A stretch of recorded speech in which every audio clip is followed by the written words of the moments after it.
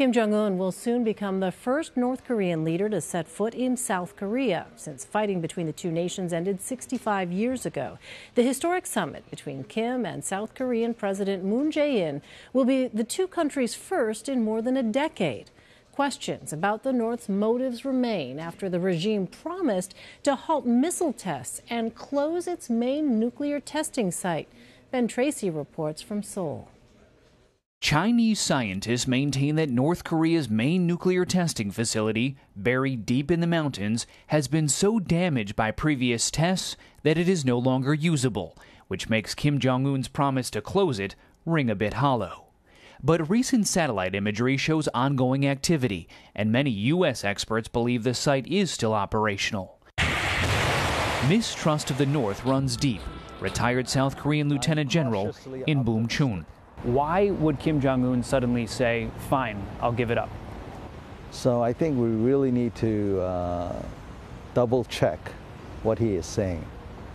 Does he really mean that he's going to give up all of this? The Korean War split apart thousands of families when the fighting stopped in 1953. Il Young-yoon is hoping the summit will allow him to reunite with his older brother, who is trapped on the northern side of the border. He hasn't seen him in 68 years. Do you know anything about the life your brother led and had in North Korea? 전혀 모르죠. I don't even know if he is dead or alive. I would like to see him before I die. I spoke to an advisor to South Korea's president, and he says a big part of this summit is to try to figure out a roadmap for North Korea to give up its nuclear weapons, but also to lay the groundwork for that summit between President Trump and Kim Jong Un, which could happen as early as next month. Elaine? Ben Tracy reporting from Seoul. Thank you. Isaac Stonefish is a senior fellow at the Asia Society and a CBSN contributor. He joins me now with more on the meeting between the Korean leaders. So, Isaac, this is going to be monumental to see this actually take place. What do these two leaders hope to gain from this summit? This is certainly a monumental time. I think what the North Korean leader, Kim Jong Un, wants, he's already partially gotten, which is international recognition. The Washington Post called him an international statesman. They were half tongue-in-cheek, but half serious about it. And I think all this really good press internationally helps him shore up, to a degree, his position at home. And I think the South Korean president, Moon Jae-in, would love to be the person who solves the North Korea issue. And he's certainly walking in that direction, though hard to say if he'll get there. Well, so Moon Jae-in will be acting as a mediator, basically, here between Kim Jong Un and President Trump ahead of the proposed summit. But how does that affect what President Moon Jae-in is trying to actually do here with this meeting? I think he's got to play it very carefully, because Kim Jong Un and Donald Trump are coming from radically different points of view with this. And I think Moon is trying to find areas of common concern and at least be able to bring the two men together so that there's some element of goodwill in this, and then people can talk from a less angry perspective. And a possible peace treaty officially ending the Korean War is likely to come up during their meeting. What would the significance of that be? So in order for the peace treaty to really take effect, it would need the United States and also China to sign it. And I think the UN would also have to be involved as well. So it'd be a longer, more complicated process. But something between the North and South would be a major symbolic point and would really indicate that both sides were feeling more comfortable with the other side's existence, which they haven't in the past. Well, North Korea's willingness to talk has replaced threats and missile tests in recent months. How should we view Kim Jong Un ahead of these diplomatic talks? I think we should view him as we have in the past, which is very skeptically.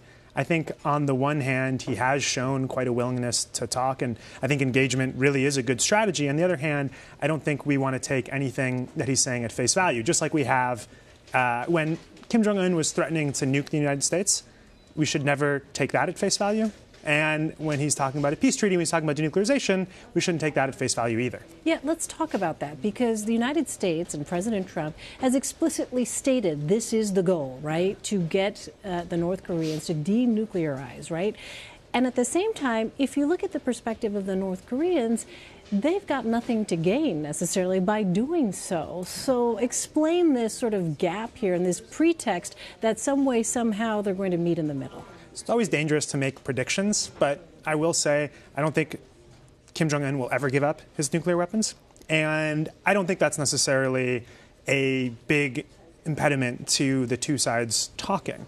I think the North Korean side sees denuclearization as American troops out of the Korean peninsula. There's roughly 30,000 American troops there now, and also for release of the nuclear umbrella the U.S. has over South Korea, and then possible, they're hazy about what it means on their side. And the U.S. side means more of a standard definition of that word. Give up the nukes. Give up the nukes. Right. But it's hard for me to imagine a scenario where Kim Jong Un would actually do that.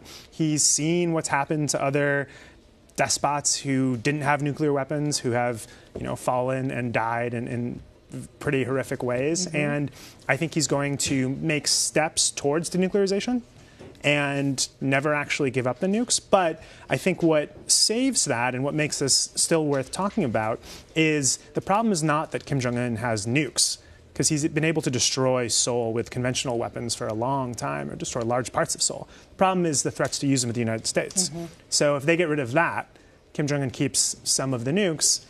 It's not a bad outcome for a very difficult problem. It'll be fascinating to watch in the weeks ahead. Isaac Stonefish, thanks very much. Thank you.